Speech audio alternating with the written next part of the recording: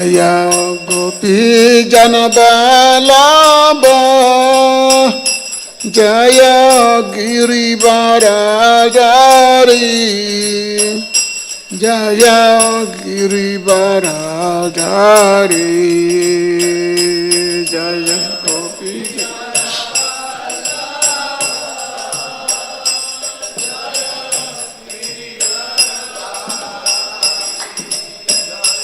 Jaya Girivaradhari Jaya Gopi Janaballabha Jaya Girivaradhari Jaya Girivaradhari Jaya Gopi Jana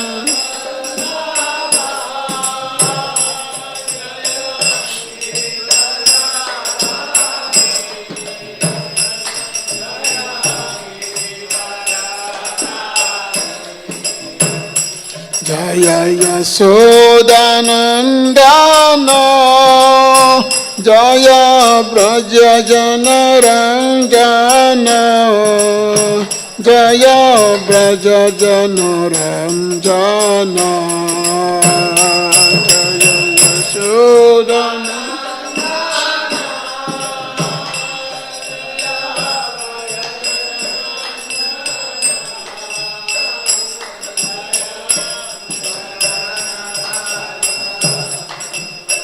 Jaya Yasodanandana Jaya Braja Janaranjana Jaya Braja Janaranjana Jaya Yasodanandana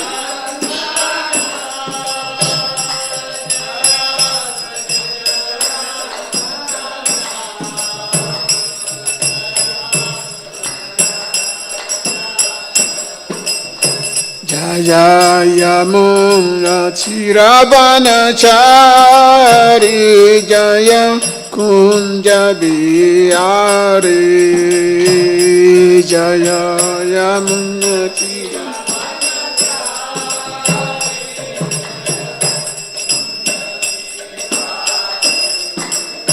Jaya Yamuna Chiravanachari Jaya Kunda Bihari Jaya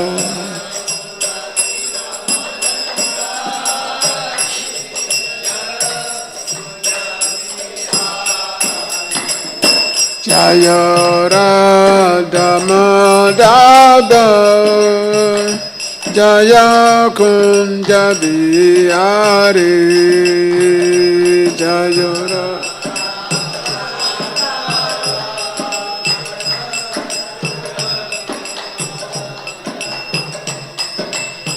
Jaya Radha Madhava Jaya Kunja Bihari Jaya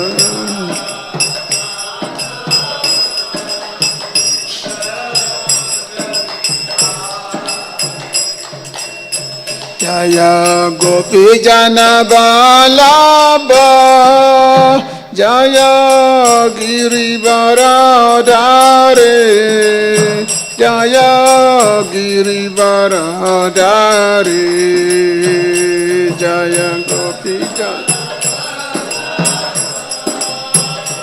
Jaya Girivaradhari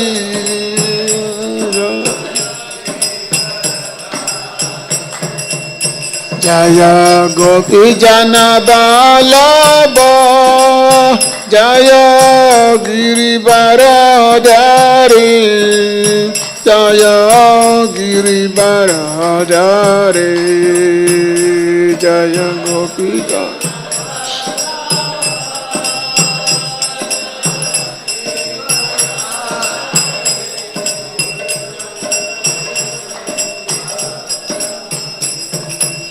Jaya Gopi Janaballabha Jaya Girivaradhari Jaya Girivaradhari Jaya Gopijana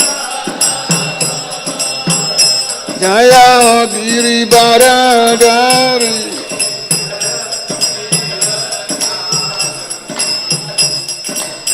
Jaya Yasodanandana Jaya Braja Janaranjana Jaya Braja Janaranjana Jaya Yasodanandana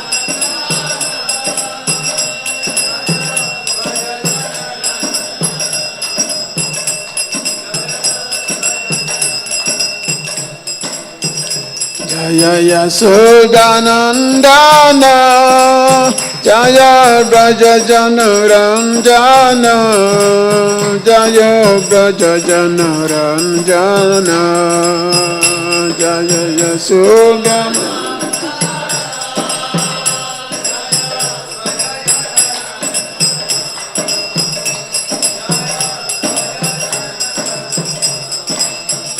Jaya Yamuna Tiravanachari Jaya Kunja Bihari Jaya Yamuna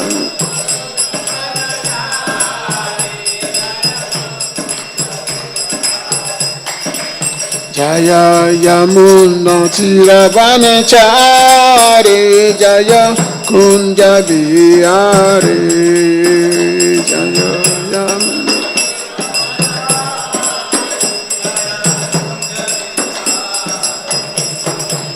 Jaya Radha Madhava Jaya Kunja Bihari Jaya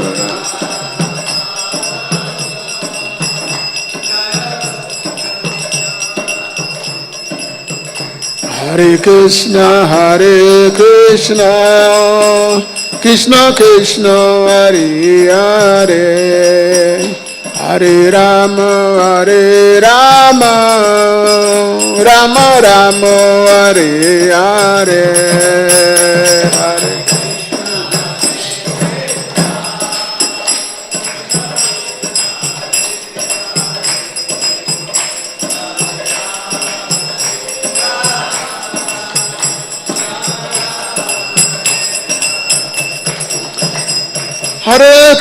Hare Krishna Krishna Krishna Hare Hare Hare Rama Rama Rama Hare Hare Hare Krishna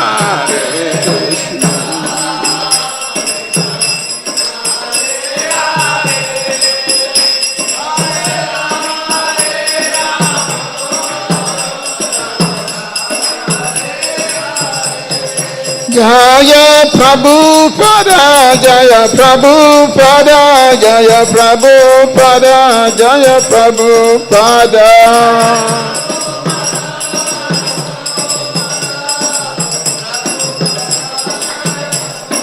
Jaya Prabhupada Jaya Prabhupada Jaya Prabhupada Jaya Prabhupada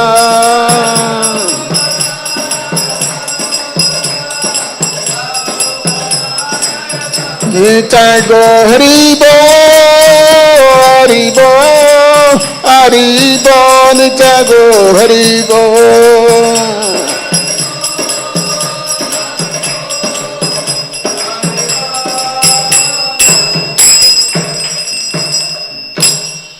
Dayam Vishnupa Paramahansa Paribrajacharya Stodhasthadasa Srimad. His Divine Grace A.C. Bhakti Vedanta Swami Srila Prabhupada Ki.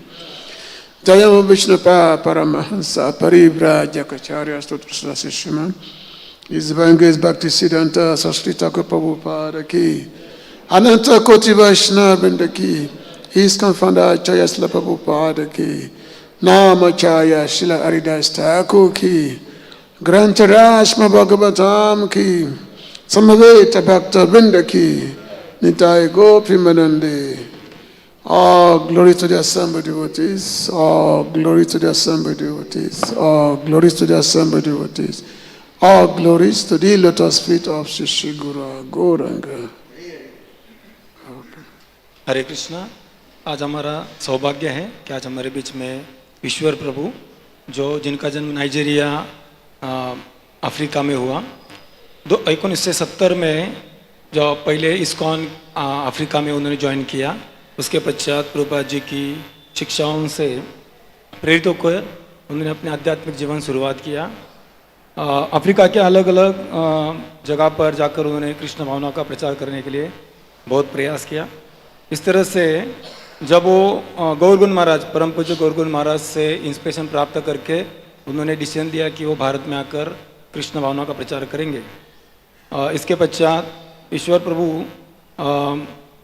अलग अलग ग्रंथों के ऊपर बहुत अच्छी तरह से, उनके 3 ग्रंथ हैं, श्री विष्णु सहस्रनाम, श्री रामचरितमानस और श्री चैतन्य चरितामृत, इसके ऊपर वो एक ग्रंथ लिख रहे हैं। इस तरह से जीवन भर उन्होंने श्री प्रभुपाद और उनकी शिक्षाओं के आधार पर बहुत अच्छी तरह से प्रचार, अफ्रीका, भारत के अलग अलग जगह पर प्रचार, ट्रैवलिंग करके प्रचार करते हैं। तो उनको हम धन्यवाद देंगे 3 बार हरि बोल बोलकर। हरि बोल, हरि बोल, हरि बोल। हरे Krishna.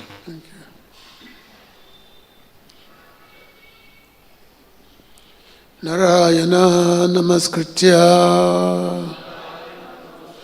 Naraichava narotamam Devam saraswatim vyasam Tato jaya mudirayet Nasta prayesva bhadresu Nityam bhagavata sevaya Bhagavati Uttama Sloke Bhakti Bhavati Naistiki Vede Ramani Chaiva Purane Bharati Tata Hado Andyan Samadhi Chahari Savata Giyati Mukam Karoti Vachalan Pango Langayate Guri Yakripataham Vande Sri Guru Dinatarine Paramananda Madhava Dhamma Prajita Katavotra Paramoni Masamsatam Vedan Vastavam Atavastu Shibadan Tapataya Mulanan Shima Bhagavate Mahamuni Kritenki Vaipara Ishvara Sadyoridi Abarute Trita Katavita Kishanan Nigama Kapat Galifan Salam Sukam Mukatva Samjutan Pibatam Bhagavatam Rasamalaya Mahura Urasika Bhuvika Yashava Yashamanaya Krishna Parama Puruse Bhakti Utupade Pansasoka Moabaya Paha Atoyam Brahmasutranam Bharatata Vininaya Kayati Bachara Posho Vedata Paribimita Savaviditi Asanam Saram Saram Samudrita Savavidata Sarami Sri Bhagavatam Mishyate Krishnaya Vasudevaya Devaki Nandanaya Cha Nanda Gopa Kumaraya Govindaya Namo Namah Vasudeva Satam Devam Kansa Chandramadana Devaki Paramananda Krishna Bandi Jagaguru Namamo Vishnu Padaya Krishna Pristaya Bhutale Shrimate Bhakti Vedanta Swami Namine Namaste Saraswati Deve Gauravani Pracharine Nivise Sunyavadi Pashat Dashatarine Gurave Gurachandaya Krishnaya Bhaktaya Panchakapa Tarubhyascha Kripa Sindhibhavacha Patitanam Pavanavya Vaishnavya Namo Namah Sri Krishna Chaitanya Prabhu Nityananda Sri Advaita Gadadhara Sivasari. Go back to me there.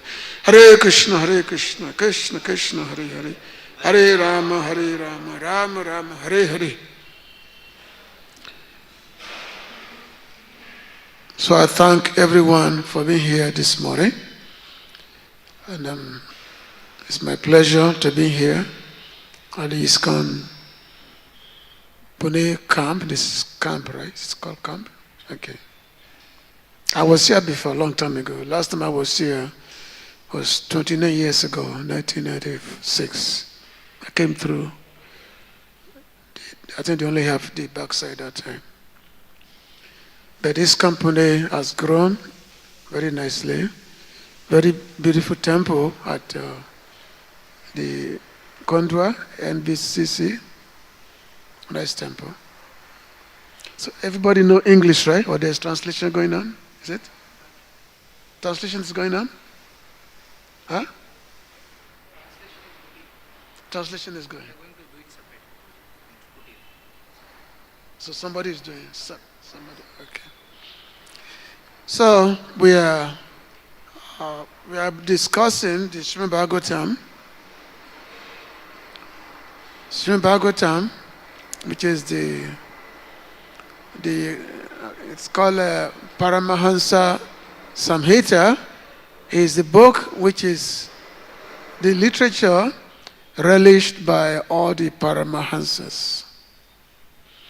All the Paramahansa, this is their book, because Bhagavatam is the last literary contribution by Srila Vyasadeva. Srila Vyasadeva wrote so many scriptures, a lot of compilation, the Vedas, the Puranas, Upanishads, Mahabharata, many Itihasas. But after the finishing all these works, Vyasadeva was not satisfied. He was feeling very despondent. So eventually his guru, Narada Muni, came, and Vyasadeva asked his guru, why, despite all this work which he had done, why was he not satisfied? And then Narada Muni told him that, well, because he has not directly glorified Lord Krishna. He has not directly described the activities and pastimes of Lord Krishna, so therefore he was incomplete. So therefore, on the advice of Narada Muni, Vyasadeva, he went into deep meditation, and then in the samadhi, he could see Krishna, he could see all the living entities, he could see Maya, by which all the living entities, they are being under the covering of Maya, but at the same time, Maya cannot come into the presence of Lord Krishna. As they say, Krishna Suya Sama, that Krishna is like the sun and Maya is darkness. So wherever there is light, there cannot be darkness. And so Maya is darkness, like darkness, and Krishna is the sun. Krishna Bhakti is the sun. Krishna devotee is the sun. Like we have our Back to Godhead magazine. In our Back to Godhead magazine, the motto is, what is that? Godhead is light and Maya is darkness, isn't it? Huh? Yeah, Maya and Andhaka. So Vyasadeva went to meditation, and then he had his samadhi. He compiled Srimad Bhagavatam. So this is his last literary contribution. And this Bhagavatam is not different from Krishna. Krishna Swadama Pagate, Dhamma Jnana, Divisaha, Kalona Sadishanesa Purana Kodinodita. Krishna, when he was living, after he finished his pastimes 5,000 years ago, the Lord departed for his abode, eternal abode. He took away everything with him, his abode, his devotees, everything he took away with him. So which means, what is left for the planet Earth? What is left? But the Lord again incarnated himself in this age of Kali. He incarnated himself in the form of Srimad Bhagavatam. So Srimad Bhagavatam is Lord Krishna's literary incarnation. It's not different from Krishna. When you're holding Bhagavatam, you have Bhagavatam in your hand, you are holding Krishna himself. So it's mentioned in the Padma Purana that one should install Srimad Bhagavatam on a golden throne. And anyone who actually gives Bhagavatam to anyone in this world, such a person will go to the spiritual world. So that's why this Bhagavatam is the most essential. We are reading Bhagavatam, when we are studying Bhagavatam, and also we are also encouraging others to also study Bhagavatam. Then their life will be auspicious. There will be no more journey in this material world. So there's a lot of glorification of Bhagavatam, Bhagavatam Mahatmya. It's quite a bit. But we always consider ourselves very, very fortunate to be able to hear or speak about Bhagavatam. So today we are continue about the Lila of Prahlad Maharaj.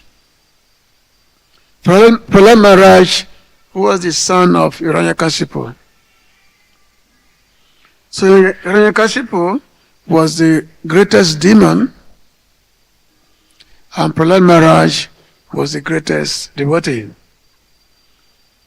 So, and Prahlad happened to be the son of Hiranyakashipu.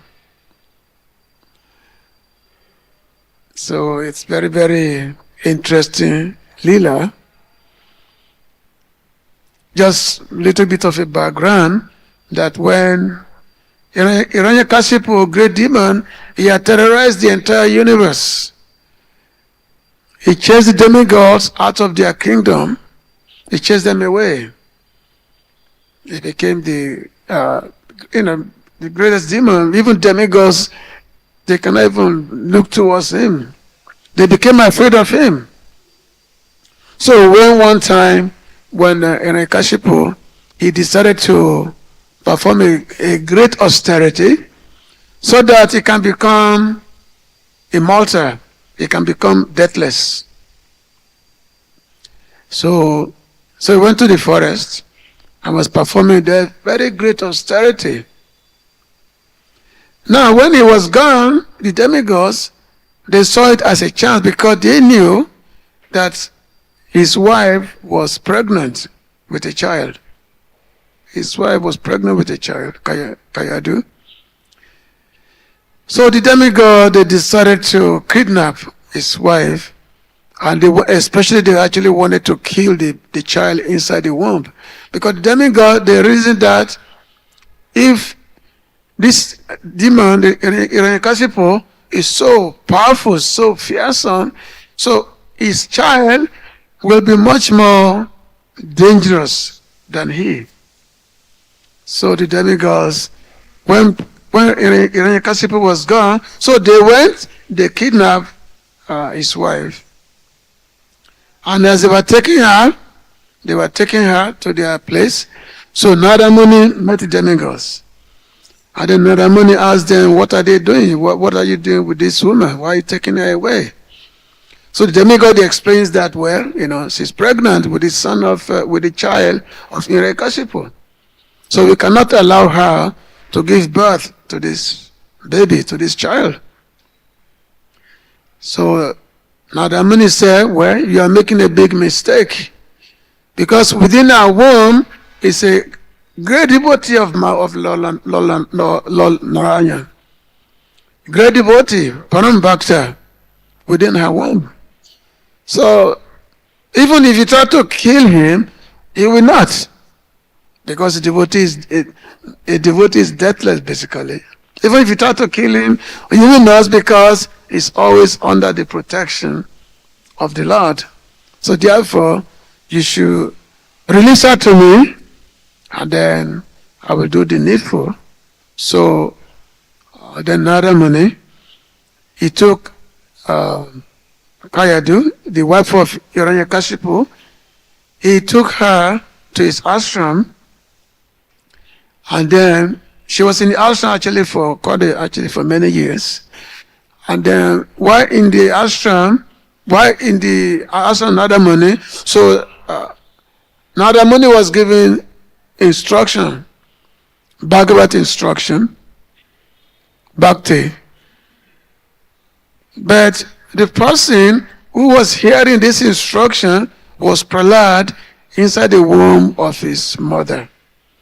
He was hearing this instruction inside the womb of his mother, this great knowledge coming from Narada Muni himself.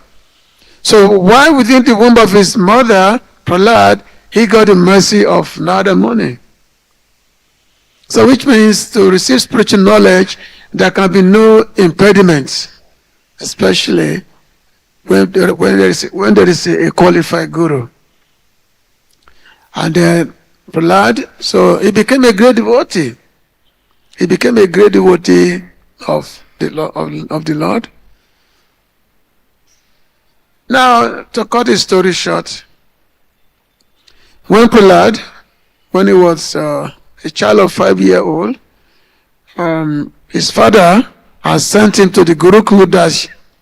He sent him to the Gurukul and said, okay, go and learn the way of the materialist. Go and learn material science, how to become materially successful, how to become a cheater, how to become a politician. Go and learn all these things. Because all these subjects, all these topics, I'm very expert, and I want you also to become expert in all this materialism, sense gratification, all this. So go and learn. So Hiranyakashipu, he sent Prahlad to the Gurukul.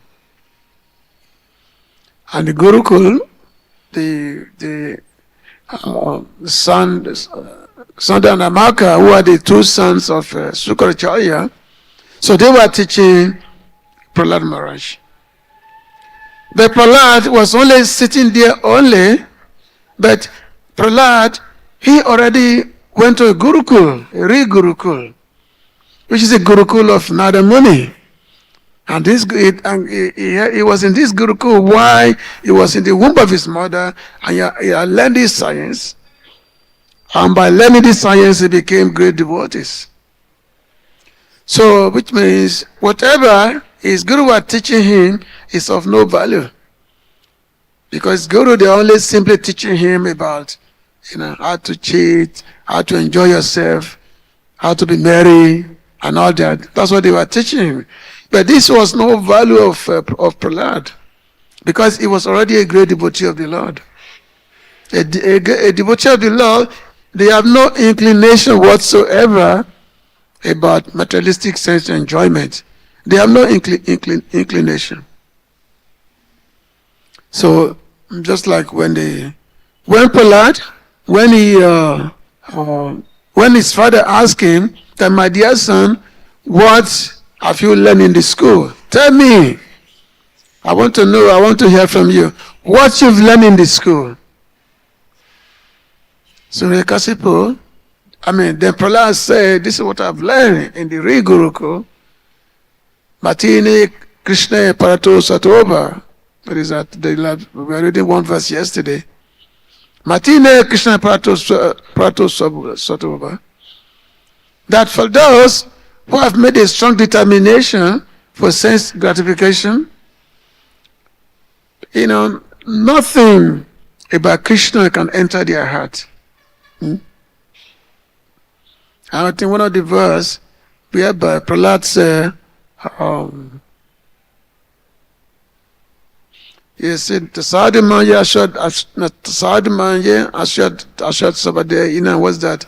That my dear father, you are the best of all the sadhus, that if you really want to be free from the anxiety, from the trouble of the material world, then you have to give up this, what they call it, this forest of illusion. And the forest of illusion, this forest of sense enjoy, you have to give it up. And actually go to a place of pilgrimage and hear from the sadhus about how to become a perfect person, how to become a spiritualist. So basically, Prahlad, he was telling Hiranyakashipu whatever he had learned from Narada Muni. But Hiranyakashipu was very, very furious. He was saying, what is this? Who has taught you all these things? to become a devotee of my enemy. Who has taught you all these things? So Hiranyakashipu was very, very, very, very, angry, and he decided to kill his own son. He decided to kill him. Because after all, Hiranyakashipu, his enemy was Lord Vishnu, and Lord Vishnu, he had just killed his brother, Hiranyaksha. Now his own son became a devotee of Lord Vishnu. So Hiranyakashipu, he considered Prahlad to be like a cancer. Like if your leg is infected with a cancer, what do? You cut it off. You amputate yourself, otherwise it may affect the whole body. So he considered Prahlad to be like a cancer. So therefore this cancer must be neutralized. So Hiranyakashipu, he ordered his servant, the demoniac servant, to go and kill Prahlad by all means. Prahlad was only 5 years old. Only 5 years old. He said, go and kill him by all means, because this boy, he has become a disgrace to our family. Go kill him.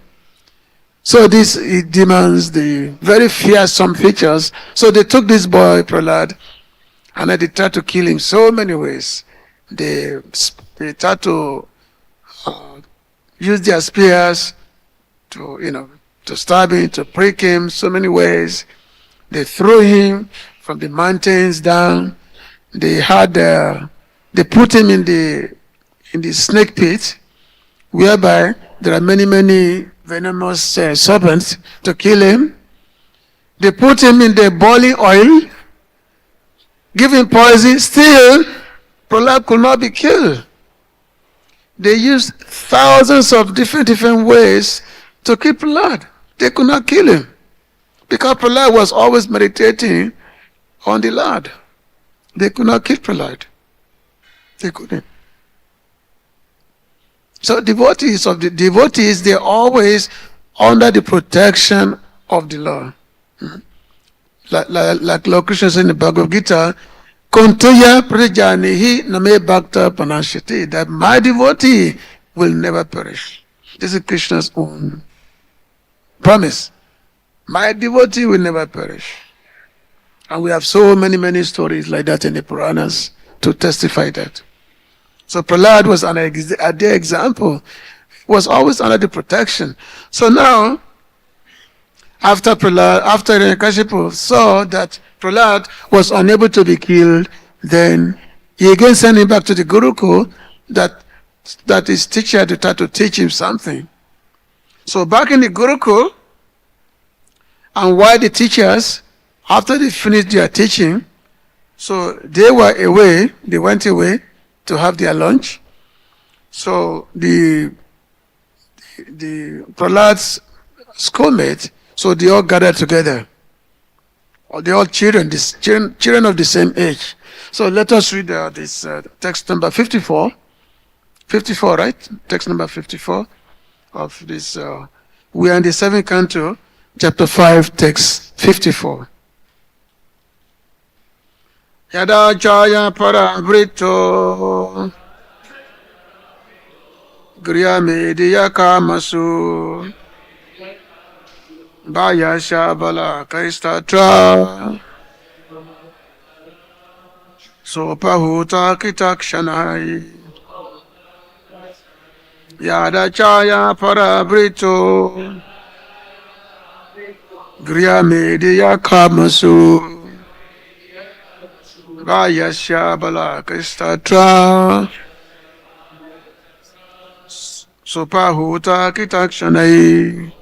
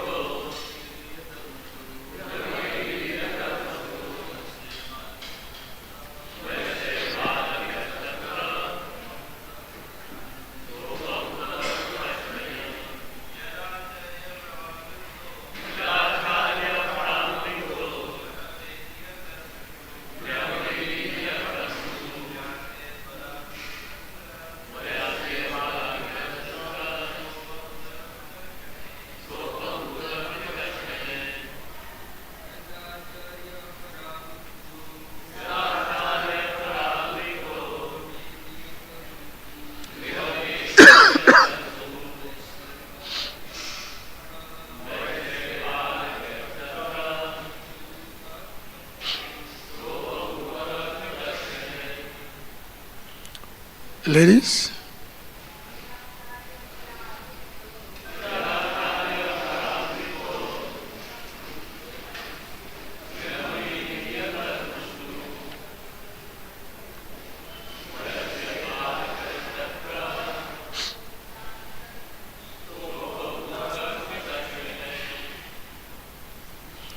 Yada, when Acharya, the teachers of Paravrittaha became engaged, Griya media of household life, Kamasu in duties, Vayashyai by his friends of the same age, Balakai, boys, Tatra, there, Saha, he, Prahlad Maharaj, Apahutaha, called, Kitakshanai,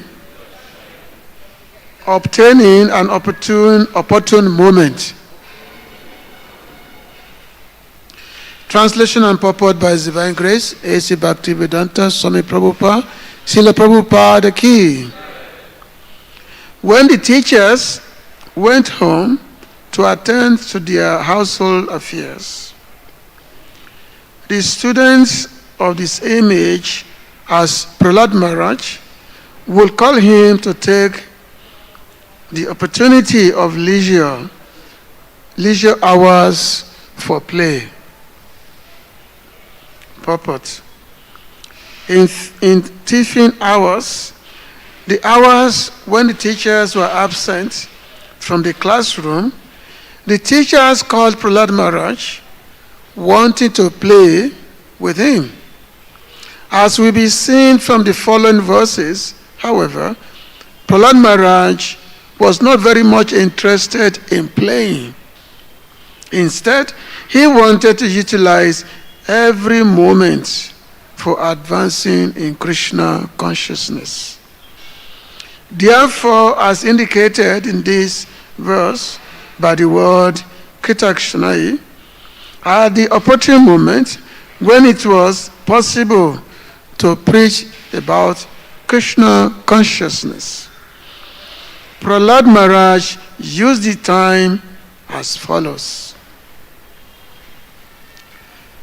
So the Prahlad schoolmates, when they went home for their lunch, so the schoolmates, they see this as an opportunity to play.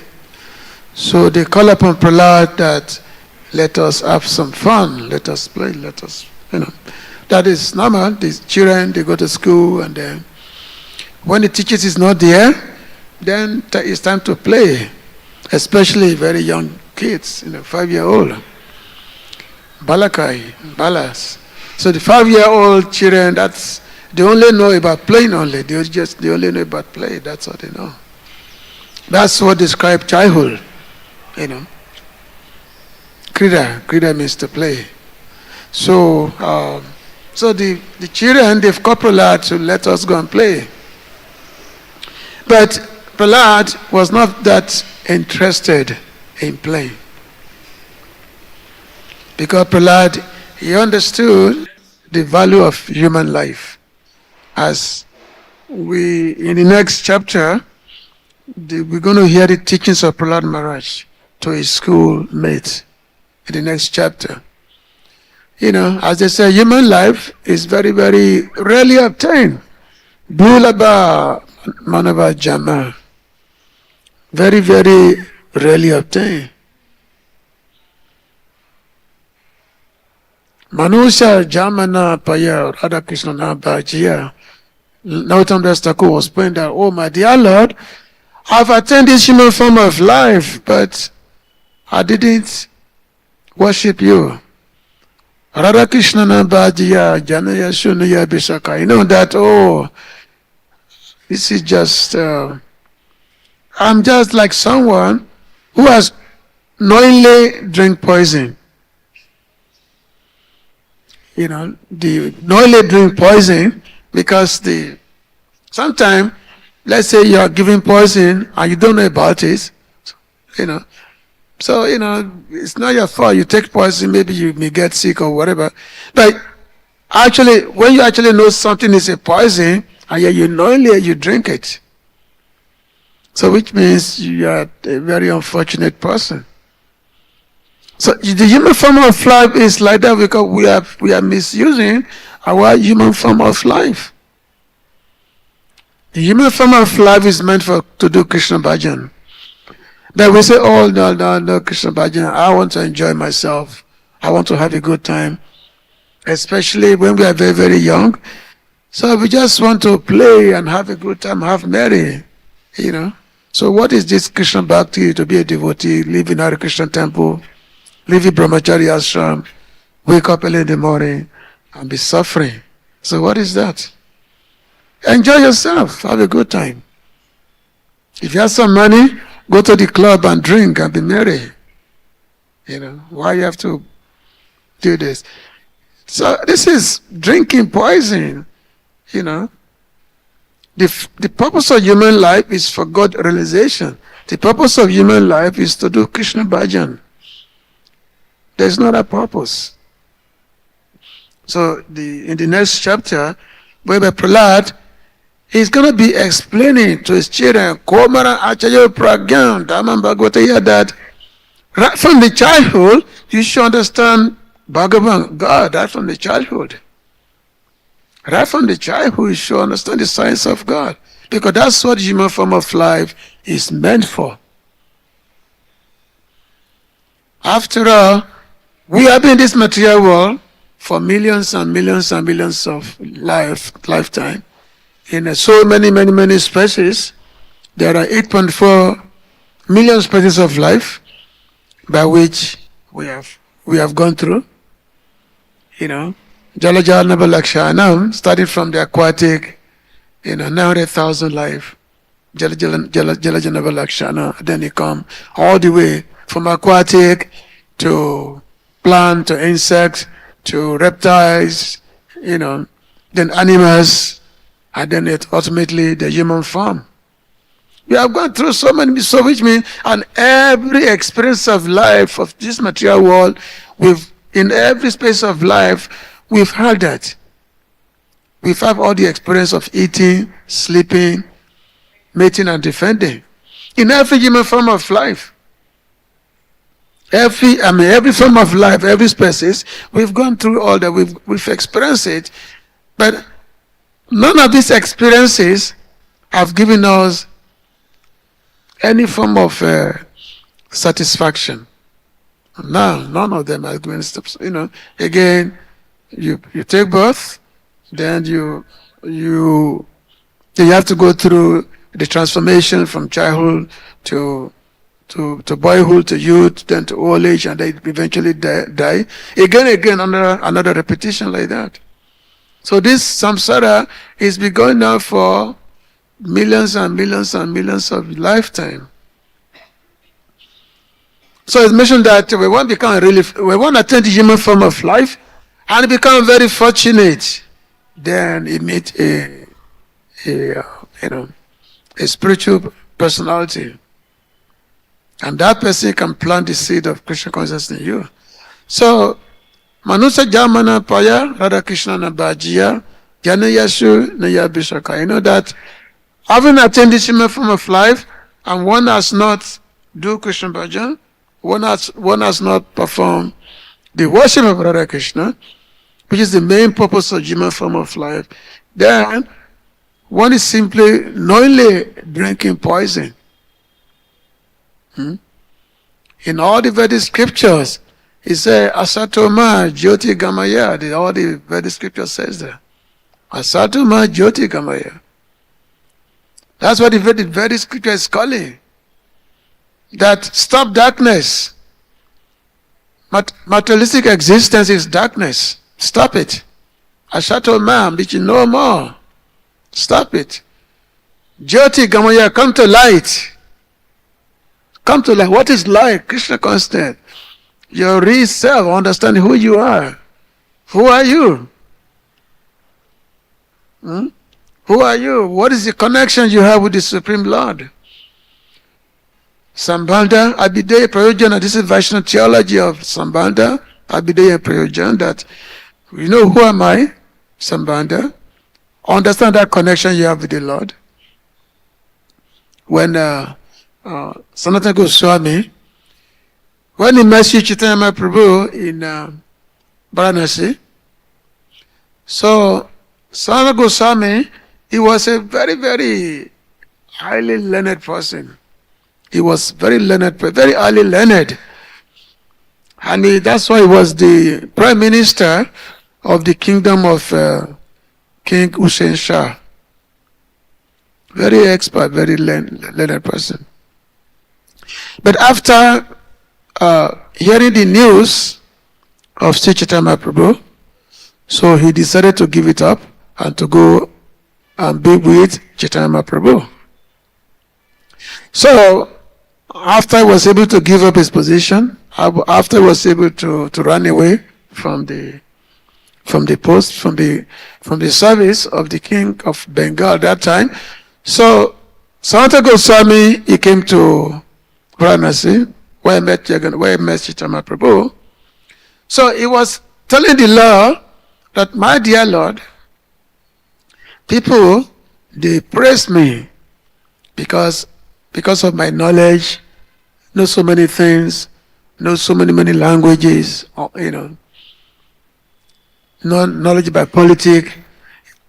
So I'm praised by the people. They call me Pandit. Pandit means who knows everything. Scholar, Pandit. But my dear Lord, what kind of Pandit I am?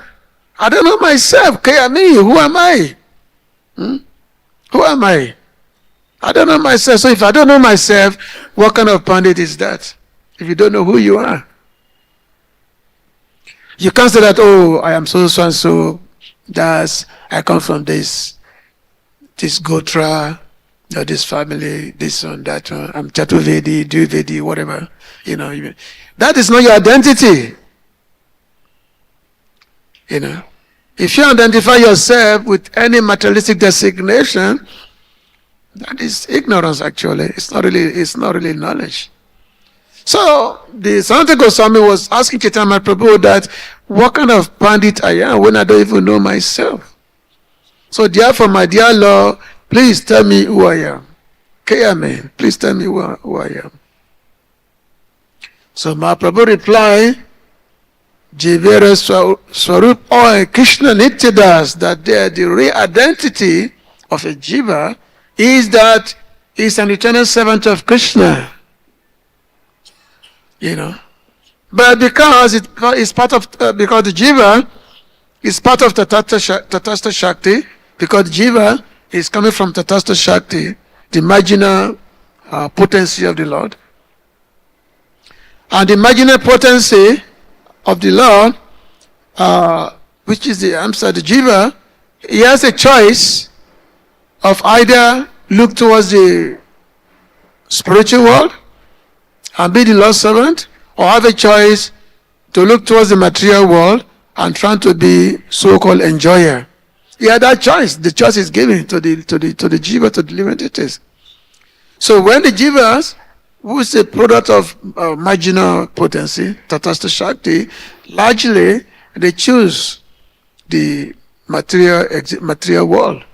They choose they take the association of material energy, because with the association of material energy, you are given a promise, which is a false promise, that yes, you can be the enjoyer, you can be the controller, You are given that promise, you can be the controller, you can be the enjoyer, so therefore go to the material world and enjoy yourself. So many living entities chose that.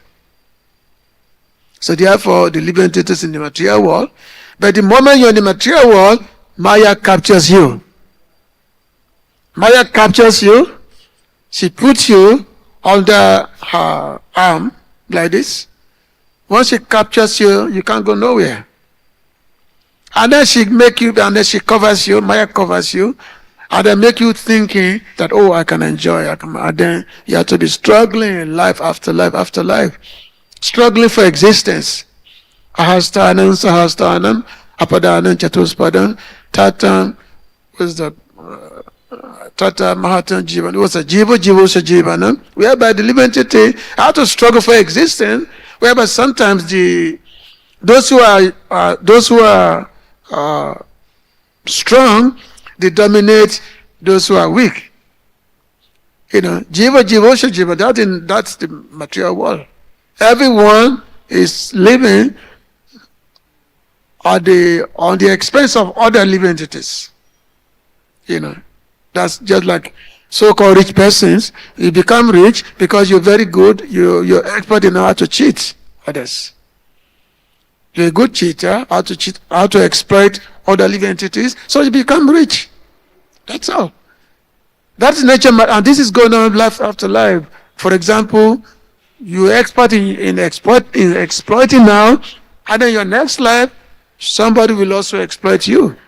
So you go like this, but after birth, but after birth, but after birth. So that's the nature material world. But the jiva really have nothing to do with this material world. The jiva have no business to be in this material world. The only business of a jiva is to be a servant of Krishna. To be Krishna das. Not to be Maya das. But under illusion, we are thinking that I can be servant of Maya because Maya gave me a promise that I can enjoy myself, I can be the controller. But no.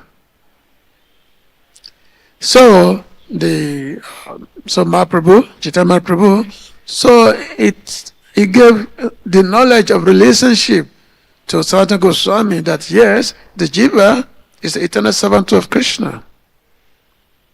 So jiva is the eternal servant of Krishna, and every jiva has got a particular relationship with Krishna, with the Lord. Every jiva has a relationship. This is called sambandha, the relationship that you have with the Lord. Now, how do you know this relationship? How do you know it? A guru will tell you. If you are fortunate, if you become a fortunate person, you meet a guru, a self-realized guru, who will instruct you and reveal to you what is your relationship with Krishna is.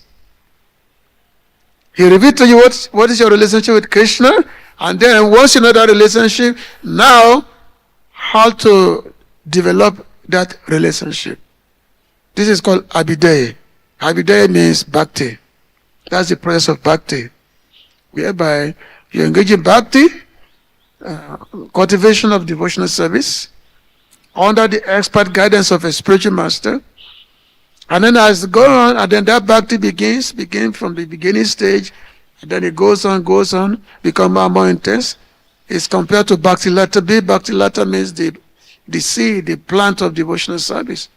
It grows, nurturing, chanting, hearing, and other running service under the guidance of a guru, and ultimately the bhav comes in. The bhav means the same things, whereby one is actually relishing that bhakti.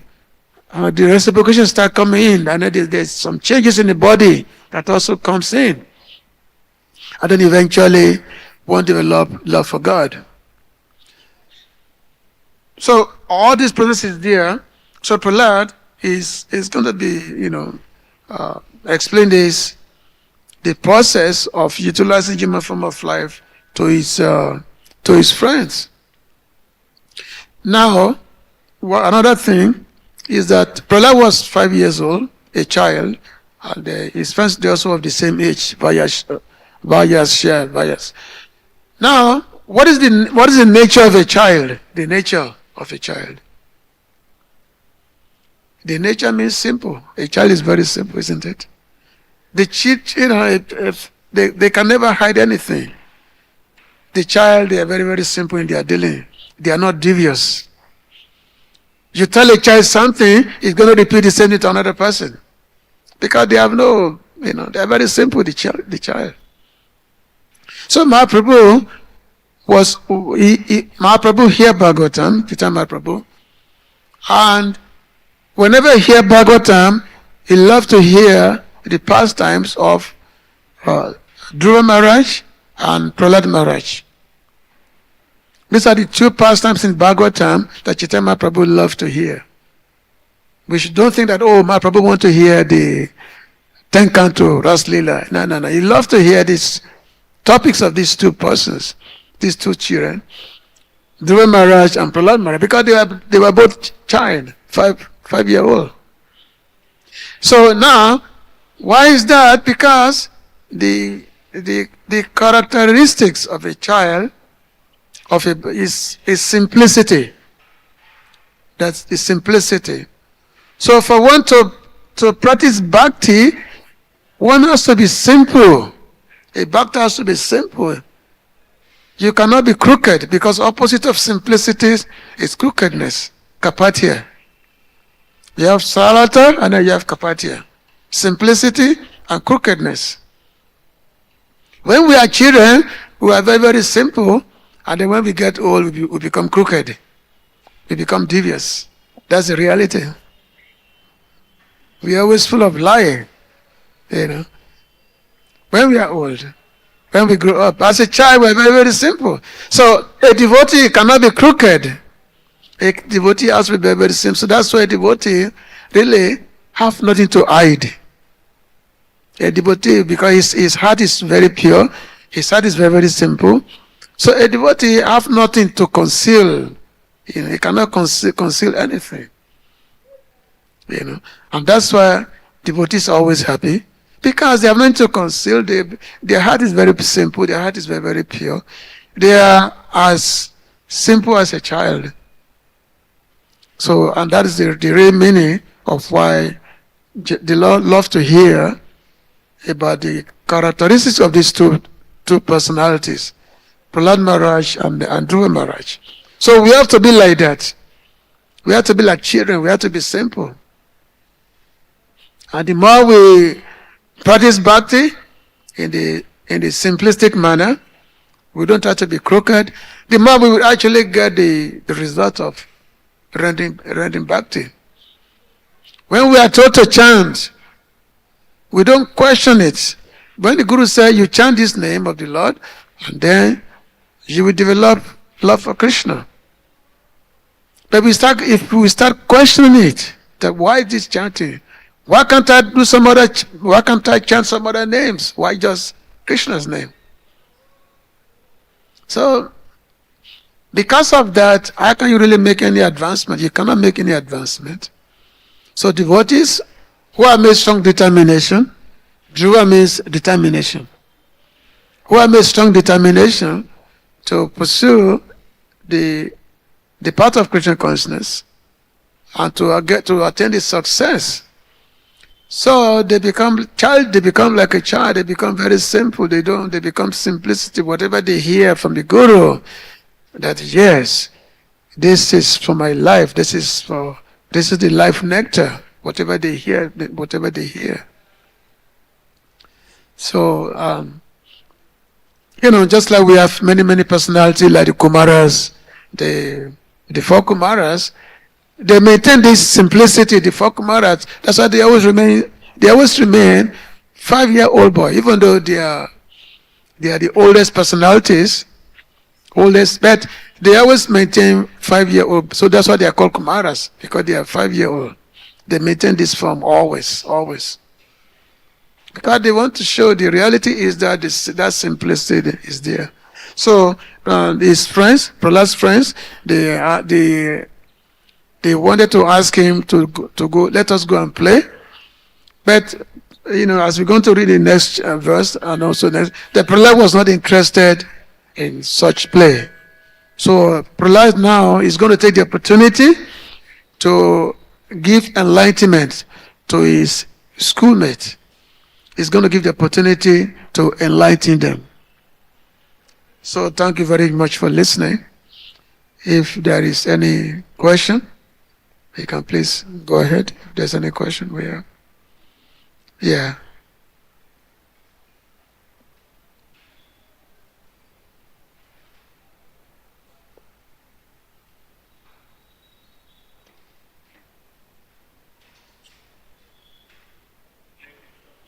Hare Krishna. Yes. Hare Krishna, Prabhu. Hare Krishna. As we see that Jiva was eternally staying with the Lord. So that means in the beginning, Jiva had got absolutely no experience of the material world. That concept for the Jiva of the material world was not there. And they were getting the nutrition from the Yoga Maya. So first of all, is it not that Lord wanted to experience the other rasa, that's gone rasa? And because of that, the Lord has given a choice to the Jiva, which Jiva has got absolutely no experience of this material world. And on top of it, we always see that it is the Lord who, even in a material world, in a Paramatma form, all the inclinations and taking out the things from the impression, it is all been told by the Paramatma only to the Jiva. And even when the Jiva has come to this material world, Lord has first covered it with ignorance. Otherwise, Lord would have, once seeing the material world, you would have immediately wanted to go back to the spiritual world. That is what we see in the primary and secondary creations. So, is it not that it is Lord wanted to experience this, the other rasa, and because that all these things has been orchestrated? No, that's the wrong philosophy. First of all, the Jiva was never in the spiritual world. The Jiva is part of the, come from Majina, Tatashta Shakti. Tatashta Shakti. The Jiva has no, Jiva coming from Tatashta Shakti. Now, there are some eternal, there are some Jiva who are eternally in the spiritual world, but they never fall to them. They never come here. They don't fall down. So, the Jiva who are coming from Tatastha Shakti, Majina energy, they really have no understanding of the spiritual or the material world. They have no such understanding there. They come from that Tatastha Shakti, the Majina energy. So now, being the Majina energy, they were given a choice because after all, Jiva is independent. They were given a choice of either spiritual world, whereby they have to be the Lord's servant, or in the material world, whereby they can be the master of themselves, which is under illusion. But generally, the Jivas, they choose the material energy. They take the choice of being in the association of material energy, and that's why they are here. That's why we are here. Because if the living entity has the knowledge of the spiritual world, then it will not come down here. It will be there. Because knowledge of the spiritual knowledge can never be overwhelmed by material knowledge. Spiritual knowledge can never be overcome by illusion. So our acharyas, because we have to follow the teachings of our acharyas, so they've explained this very, very nicely for us. Teach of our acharyas, Bhaktivinoda Thakur, Bhaktisiddhanta, all the way to the Sixth Goswami. They've given this explanation very, very clearly that yes, we were there we were here in the Tatastha region, not in the spiritual world. It's just called line of demarcation. It's called Viraj River. So we are there in that region. Then we're here because we can see material world, and then we choose to be in the material world. We choose it under the first notion that we can enjoy it. So and of course there are some they do say that philosophy that the Lord want to experience the material rasa, so therefore he put some living entities to be overcome by Maya. So which means you also want to say that the Lord himself you want to enjoy Maya, can be overcome by Maya? No, that's not the case. Srila Vyasadeva, he said that in the chapter 7, first canto, chapter 7, text number 5, whereby the Srila Vyasadeva, he see the Lord, and then he see in his vision, he could see the Lord in the spiritual world, And then he could see the Maya, the Maya, this which is living this material world. He could see the living entity who are simply struggling in the material world. And all living entities, they are completely covered by material energy. And at the same time, the Maya, she cannot come into the front of the Lord. It's because Maya has no place in the spiritual world. She has no place there. Maya has no place in the material world. Now, there's a difference between Mahamaya and Yoga Maya, because you are referring to Yoga. Yoga Maya is in the spiritual world, Mahamaya is in the material world. Maya put all living entities into illusion in the material world. But in the spiritual world, Yoga Maya, the living entities, they are full of light, they are not darkness. And the living entities, they are in loving service with the Lord. And of course, Yoga Maya is represented by Srimati Radharani, who's the embodiment of Yoga Maya. So, anyway, that ideology is not correct. The Lord has nothing to belong. He's the reservoir of all rasa. He has nothing to enjoy in the material world. He's the ocean of all rasas. Akila rasa mita multi. That's his very, very essence. So he has nothing to enjoy in the material world, nothing to enjoy. What is to enjoy here? No.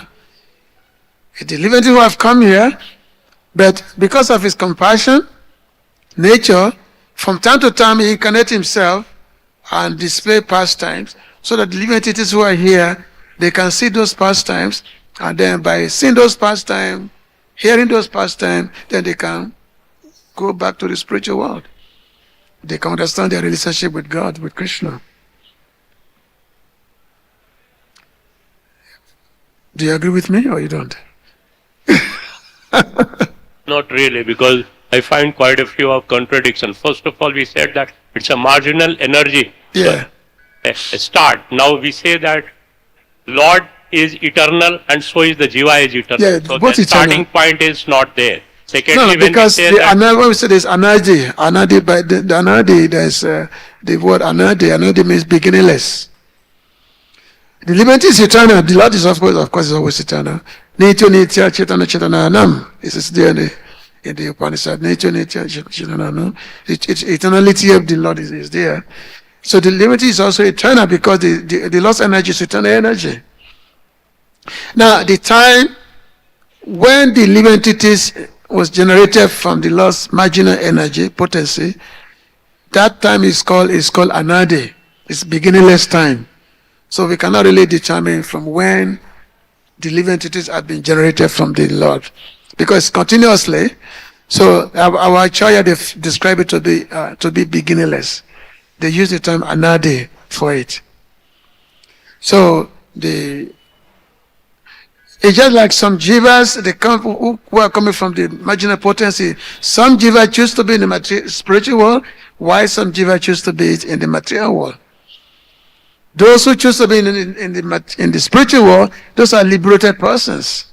They are liberated, and whereby those who are in the material world, they are conditioned souls, like that. So, if we try to study the things of the Goswami, maybe this can come out to some clarity can be there, Again, for me to fully explain this, it's going to take us a long time to really explore this nicely. Because Srila Jiva Goswami, and also there's one very wonderful book by Srila Bhaktivinoda Thakur. It's called Jaiva Dharma, and this is very, very nicely explained. If you come to Vrindavan, you can try to get this book. It's called Jaiva Dharma by Bhaktivinoda Thakur. So this is explained nicely in this book. This point which you are asking is explained by Srila Bhaktivinoda Thakur. So the concept of anadi, the beginningless, is all bringing you into focus. So we just need to study this much more deeply. We have to study this more deeply. The Lord has nothing. What is to enjoy? He doesn't come here because he wants to enjoy himself. No. His very essence is enjoyment. That's his essence. is very essence of bliss. That's the Lord's essence. What kind of rust? There's no rust in the material world. Now, some other philosophers, they say that when the Lord wants to come here to perform some leelas, He created the demons and He created the devotees. He creates that both the devotees and the demons are the creation of the Lord, and then the Lord comes and He performs His leela.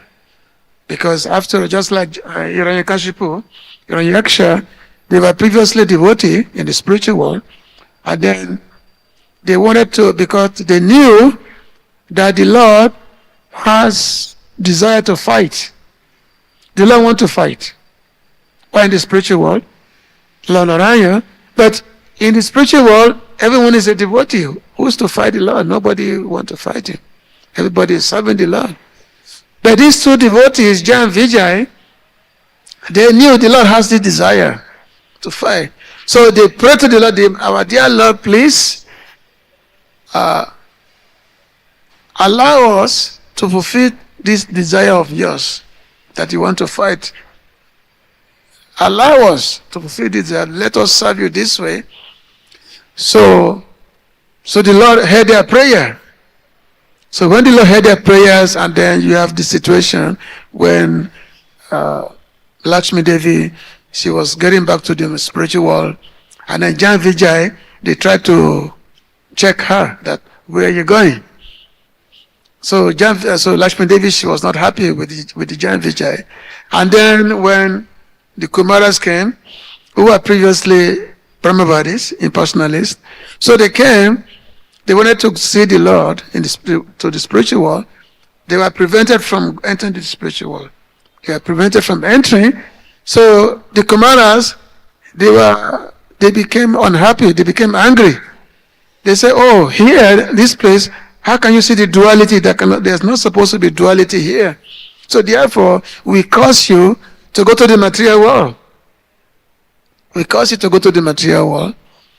So at the same time, then the Lord came into the scene. The Lord came. And when the Lord came, the Kumaras, they smelled the aroma that is coming from the Tulsi that is on the feet of the Lord. So, and then when they smelled that, they became devotee. They said, and then they realized that, oh, what have we done? We are giving a cause to the Lord's devotee, the Lord's servant. But again, the Lord said, this is my own desire. This causing you have done, this is my own arrangement. Because I wanted to release a particular lila, particular pastimes.